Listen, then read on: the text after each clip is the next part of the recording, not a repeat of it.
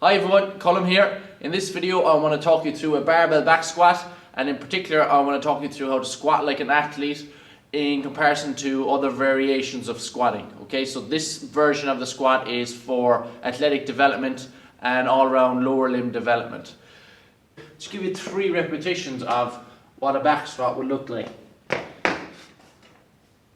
Nice and tight.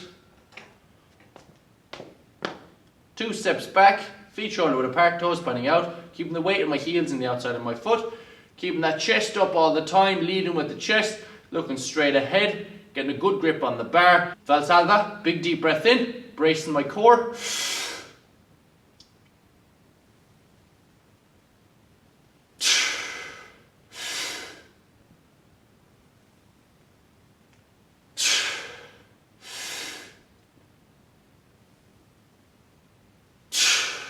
Most people who start resistance training actually don't have enough mobility to back squat.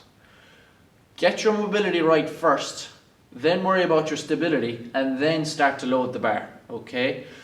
When I say people don't have enough mobility, what I mean is if you squat down and this begins to happen very early, so that lower back really begins to round, or when you get to this point you start to fall backwards. Okay, so if you literally can't sit down here comfortably, you can't back squat. You don't have enough range at your ankles, knees and hips to back squat. Now usually it's either soleus or one of your adductors that's limiting your squatting ability. So it's either your calves or your groins. If I've really tight calves, this is what's going to happen. And trust me, I've seen people like this. You know who you are. So this is really poor ankle range of motion, and what begins to happen here is I begin to fall backwards. Okay, so I can't get my knees out over my toes if I have really poor ankle range of motion, and as a result I'm put in a very awkward position. I need to be able to increase my ankle range of motion to get here in order to squat down safely, keep my back nice and straight. Second thing is groins. Usually that's a culprit for reduced range of motion in our back squat. So if my groins are tight, what's going to happen is something very similar. I could even get down to here and start to round if those groins are really, really tight. Now I could have all the range in the world in my ankles, but if my groin is pulling that pelvis under like this, then your back squat is basically nullified and you're putting a lot of pressure through your lower back, which you don't want. I'll detail how to improve your squat mobility and improve the range of motion at your ankles and your hips in order to improve your squat in a different video, okay? That's going to be another long video, so just be aware that just because you're watching this and you think, oh, I know how to squat now, you need to get your mobility right first. Okay, you need to be able to sit down here comfortably and get your back reasonably straight. First of all, a couple of safety things we have to go through first. You should always be walking forwards whenever you're racking the bar, regardless of what type of squat you're doing. And you always want your catch bars set up at an appropriate height, regardless of whether you're squatting by yourself or with a partner. They're there so that if you go down you can't get back up, obviously enough, you're not going to just kill yourself under the weight, okay? So we'll start off with foot position. We want to go feet shoulder width apart, toes pointing out slightly. So if you imagine like there's a clock on the floor, one foot pointing to 11 o'clock, one foot pointing to 1 o'clock, okay? So this is our footwork. When we squat down, we want to keep our knees in line with our toes, but on the way up we want to emphasize a little bit of a knees out to the side, okay?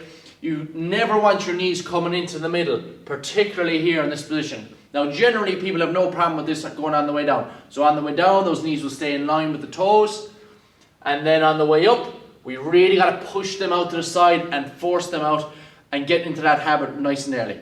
That's going to bring in a lot more glute med, a lot more glutes as well. And ultimately you're going to squat a lot heavier and it's a lot safer. The worst thing we could see is a lot of this knee buckle when we're squatting, and it's just a sign that you're bringing in a little bit more quads. It's putting unusual forces through the knees that we really, really don't want. A question people have a lot of the time is, why am I pointing my feet out? Why don't I point my feet forward? Well, if I point my feet out a little bit, it's a more natural line for my patella to follow. So patella being your kneecap. So this is a more natural movement for my patella, whereas this is a little bit unnatural. There's a little bit of patella malalignment here as I squat down, okay? So keep those patellas healthy, push those knees out there, push those toes, out to the side just a little bit. I'm wearing weightlifting shoes at the moment. And if you notice on a weightlifting shoe, it's got a big heel raise at the bottom of it, okay? So there's a big wedge here at the bottom, and then your toes are right down by the ground, and that's there for a reason. Okay, so I want you to just keep an eye on my lower back and my pelvis here as I squat down. When I squat down with my weightlifting shoes on, what you notice is, yeah, I might have a little bit, tiny bit of a wink there at the bottom, but my back is fairly straight all the way through, okay? This is a really good thing. This means I'm loading my legs and I'm not loading my lower back. So, nice clean squat, we're getting all the way down, back is staying nice and straight. Now, if you give me a moment, I'll take off the shoes. Okay, now I've got my shoes off, and we're going to do the exact same thing, feet shoulder width apart, toes pointing out. We're going to squat down nice and low, and what you notice is down here at the bottom, I get a much greater wink of my pelvis. So that pelvis is wrapping in under. Now, there's a lot of things you can do mobility-wise to try and reduce that and improve your squat. But ultimately, if you have a lot of pelvic wink down here at the bottom of your squat, all that means is you're bringing in a lot more lower back. Okay, so without my weightlifting shoes on, I've got more wink in my pelvis, and that means I'm bringing in more lower back and less in my legs, and that's not a good thing, okay? We don't want that. So, what we do here is we use a heel plate, okay? We set these two guys out, like so, okay? And what that does is it actually mimics this wedge here at the back of our shoe. So when I'm squatting, I'll set up like so, feet shoulder width apart, toes pointing out. Now, with these heel plates, there's a couple of things that are important. It's just your heel that's on the plate, okay? Just your heel. If the middle of your foot is on the plate, all of a sudden you're losing contact if you're in a pair of shoes. Now, it's different when you're in just your socks, but if you're in a pair of shoes, you want to make sure that you just feel the pressure of the plate on your heel and never the middle of your foot, okay? So, again, feet shoulder width apart, toes pointing out. And now we can squat down, and now I've way less pelvic wink. I'll show you this from the front. Okay, just here, comparison. Nice straight lower back, and here, a lot more wink. Okay, so heel plates, very good idea. Make sure that they're not slidey, so make sure that they've good grip on the ground. If they slide across the floor, that's no good to you, because you're going to be unstable on the floor, okay? Okay, next thing about footwear. What would you squat more on, a couch or a concrete floor? You'd obviously squat more on a concrete floor, okay? So that tells us that we want to be as close to the ground or as solid to the ground as we can be. If you're on a couch, it's a very unstable surface, and when you're squatting, you're going to be all over the place, left and right, so you're using force, obviously. So if we take that analogy and apply it to footwear, a runner is probably the worst thing you could squat with. Okay, I can't think of anything worse than a runner. So a runner is essentially designed to absorb impact and be almost like a couch, like a cushion under your feet. And if you're squatting in runners, you'll see people's feet moving all over the place and reduces their stability massively. So if you don't have a pair of weightlifting shoes, get a pair of Converse or a pair of flat-soled shoes and use your heel plates. Okay, moving on then from the pelvis and the lower back, obviously we want to keep ourselves in an upright position when we squat, so we don't want to be squatting like this. So chest up and out, and lead with that chest. So when you squat down, lead with your chest. So if I get in my position, as I'm squatting, I'm going to lead with my chest. I don't ever want to lead with my hips, which would look like this. Okay, so I want to lead with that chest up and out all the time. And when you're getting set up, you want to use the smooth portions here on the bar just as a guide to make sure that you're in the middle, okay? So start off maybe with your ring finger here on the smooth portions, get yourself in under the bar and get yourself in position. Now the position you're going to be in is, there's a little shelf here just above your scapula. That's where you want to rest the bar, okay? You don't want it up here in your neck. So you got to rest it in this shelf here just above your scapula. And it looks something like this, okay? Now there's a couple of different variations of where you put the bar. You can do a high bar, low bar squat, but for now, just for athleticism, we're talking about a high bar squat, okay? In terms of the hand position then, some people would find it difficult to stay narrow. So I can go very narrow in my hand position. So I can go right the way in here, and I've absolutely no problem with it. Okay, because that's because I've loads of external rotation on my shoulder. So I can go really far back here with my shoulder because I've loads of mobility in that shoulder. Now, some people don't have that mobility, and as a result, when they get in under here, they're in absolute agony, and their hands are like this when they're trying to squat. As a result, then usually they come up and their hands have to go a lot wider. Now that's no problem at all, okay? If you start off and your hands are all the way out here and you're squatting, no problem. All you gotta do is every time you're under the bar, try and creep those hands in closer and closer and closer and closer. You're going to be getting a stretch on your shoulders just whilst you're doing squatting, okay? And eventually you get all the way in here like this. Now, don't sacrifice a poor grip on the bar for, a narrower grip. So you should always have a good grip on the bar. Don't ever be in here and the elbows forward like this and only your fingers on the bar. Leave the elbows go out a little bit wider so you have a good grip, and then gradually move your good grip in closer and closer. In terms of where you're looking, it doesn't really make a massive difference as long as you're not overextended or overflexed at the neck. Generally just pick a position in front of you, 5-10 meters in front of you. Look at a spot on the wall and just keep focused on that spot. Don't be looking left and right obviously enough, and don't jerk your head up and down as you squat, because that'll just throw off your balance. Now we're going to get a little bit more technical here, okay? I just want to see if you can spot the difference. I'm going to do 3 reps on 2 different movements here, okay? There's a difference between these. I'm going to do 3 reps in the first one and 3 reps in the second one. I'm going to see if you can spot a difference.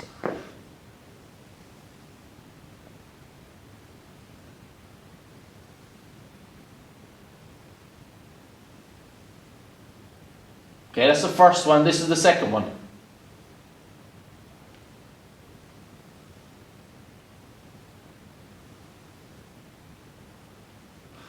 So the difference being is where I'm putting the weight on my feet. On the first one, I'm putting the weight through my heel and the outside of my foot. So my arse is going backwards a little bit more. So arse is going backwards a little bit more, keeping the weight on my heel and the outside of my foot. Whereas with the second one, I actually just have the weight in the middle of my foot. Right in the middle, okay? And you notice this is more of a kind of hips up and down movement. Whereas the first one is hips back and forth. The second one is more of a hips up and down, okay? So the main differences between those two is when we keep the weight on our heels and the outside of our feet, we keep way more emphasis on our glutes. Okay, so we really concentrate on using our glutes and our hamstrings. Whereas when the weight is in the middle of my foot, or God forbid it comes onto the front of my foot, which it should never happen, okay? The weight should never be on the front of your foot. But if it's on the middle of my foot, you're going to use a lot more quads. And you're not as strong in that position. So you're never going to be as strong if you keep the weight on the middle of your foot as if you keep the weight on your heels. So, weight through your heels and the outside of your foot. That'll emphasize glutes, hamstrings, take a little bit of the emphasis away from the quads, and keep those knees in a really good position. Squat depth is very, very important. So how deep are you squatting makes a massive difference in terms of the translation from squatting in the gym to improved performance on a pitch or improved athleticism, okay? We want to squat ATG, ass to grass, or we want to squat below parallel or all the way to the floor, or whatever you want to call it. So ultimately when you're squatting, what you want to do is set up as normal, feet shoulder width apart, toes pointing out. You want to be able to squat at least to here, okay, which is the crease in my hips below my knees. Alright, now a little bit lower than that again is beautiful, okay? If you can feel your hamstrings touching off your calves, you know you're deep enough. If you can't, you might need to go a little bit lower. But ultimately what you're looking for is the crease here, this crease in your hip, to go below the top of your knee, okay? So let me just adjust here. So the crease in your hip, so here it's above my knee, there I am just about below my knee. Okay, so this is as low as we need to go. And as you can see, my catch bars are just about an inch away from that, which is absolutely perfect. Because if I can't get up, this is what I do. Okay? Now a lot of people can't get that low comfortably, so you have to work on your mobility in order to get down there safely. Another thing, those last couple of inches, so the difference between here and here could easily be 10 kilos, and the difference between here, here, here and here could easily be 30, 40 kilos, okay? So if you're squatting 100 kilos, but you're only doing a half squat down and back up here, there's no way you're going to be able to squat 100 kilos all the way to the floor, okay? So just be aware of that. Start slow, work your way up, and get comfortable going all the way down. The last thing on squat depth, your muscles have something called a stretch reflex, and it's almost like an elastic band. Okay, when you stretch it and you go, it fires and it generates a force. If you do a squat, you come down, you go through full range of motion, and then you come straight back up from the full range of motion, you're going to get added force. Okay, so your muscles have this kind of elastic component that allow you to come up with a little bit of kick. Now, if you do a half squat where you go down and you have to pause and stop the momentum of the weight without going all the way to the bottom and getting that little bit of a bounce, we'll call it, then you're not going to have as much force coming on the way back up. So I'll just explain that to you this way. So if I sit up here like this, I'm going to do some half squats, okay? So I'm going to go down, I'm going to pause and back up, okay? So I've got to stop the momentum of the weight here and then come back up. Even though it might look smooth, I still have to stop it here and force it back up. So it's almost like there's a miniature pause in the middle where I go down, I have to pause, even if you can't see it with the naked eye, you still have to pause and then come back up. Whereas if I go all the way down and introduce a stretch reflex, okay, all the way down and get a bit of a bounce, I can come back up. You're going to be a lot stronger with that. Now, don't over bounce. Don't be super aggressive and go down with massive speed. You want to do this with control, okay? Down. The last thing I want to talk through is your breathing and what technique you're using when you're squatting. Now, what we're going to talk about briefly is something that translates into a squat, bench, deadlift, any kind of athletic movement, whether it be a sprint or a jump. And what it is, it's a Valsalva. And so a Valsalva is basically a breathing technique where we engage our core or brace our core in order to solidify this area. Ultimately, when we're squatting, we're transferring a force from our shoulders, but we're pushing it down through the ground. So we're pushing that force into the ground and we're lifting the bar up into the air. All that weight on the bar has to transfer through this core section, okay, this midsection. Now, if you look at a power lifter and compare them to a bodybuilder, the main difference is a powerlifter will have a big gut or a big core section in general. A bodybuilder usually has a lot more of a taper, a lot narrower here in the waist. And that's not just by chance. So the powerlifter will use that big gut, the bigger surface area or cross-sectional area of the waist, and as a result be able to transfer forces more efficiently through that waist. Okay? So in order to improve that transfer of forces, we can use this Valsalva or this breathing technique. Now, I'll detail this a little bit more in another video, but ultimately what we're trying to do is take a big breath into our tummy, not up here, into our tummy. Hold it and breathe out against closed mouth. So you have to take as big a breath in as you can. Hold it and breathe out. What that does is it engages your core, it engages your abdominal wall here, your lower back, your diaphragm and your pelvic floor. So it's like a cylinder here. And if we can engage all of that, it'll help us transfer the forces more efficiently through this section. Okay? If that's not engaged and you try and squat doing this, trust me, you won't lift half as much weight. Now, if you're wondering why people wear belts when they're squatting, it's because of this Valsalva. So if you're wearing a belt, what you do is you take a big breath in, you'll brace that core against the belt and you'll push out against the belt. And ultimately what you're trying to do is burst that belt. Okay? And that belt offers you an extra bit of support, something to push out against, and helps you activate this core a little bit more. Okay, so just want to tie everything together now and just give you 3 repetitions of what a back squat would look like. Nice and tight. 2 steps back, feet shoulder with apart, toes pointing out, keeping the weight of my heels in the outside of my foot, keeping that chest up all the time, leading with the chest, looking straight ahead, getting a good grip on the bar. I'm going down. Oh, forgot something. Valsalva, big deep breath in, bracing my core.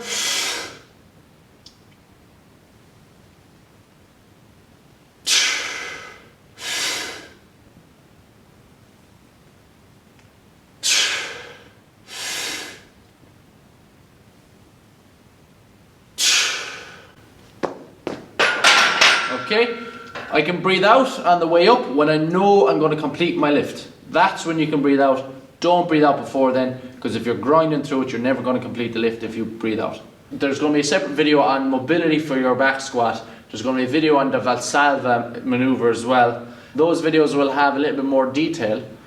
If you have any questions about squatting or this video, make sure you leave them in the comment section below, or ask me if I'm here in the gym. Please do like the video if you like the video. Your best way to support is to like, share, subscribe, leave a comment. Trust me, your support is really, really appreciated. And there's more of this stuff coming, so I'll see you in the next video. Slán.